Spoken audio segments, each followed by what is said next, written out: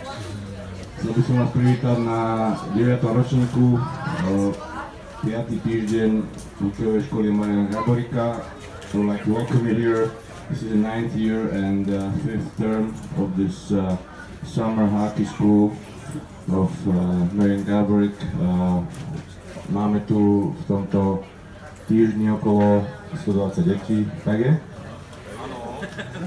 We have around 120 kids this week from 3 different countries. Takisto by som chcel privítať skupinu zo Žiliny, ktorí chalani vyhrali Orange Cup, tak vítajte, zatleskáme im.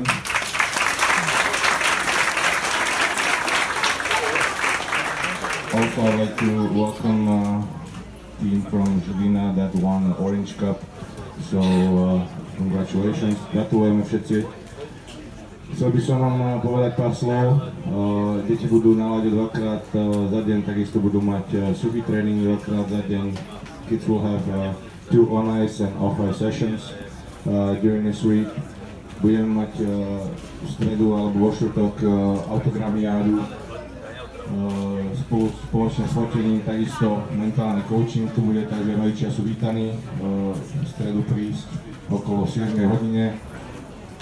On Wednesday we're going to have taking some pictures also along with a mental coach that's going to have an hour with 2 older groups and an autograph session, so the parents are welcome to come.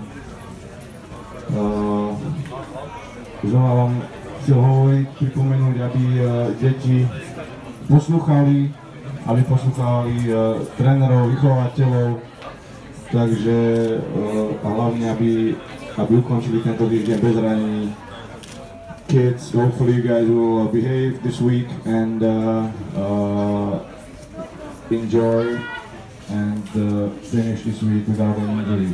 Takže chcel by som vás ešte raz privítať, užite si tento týždeň.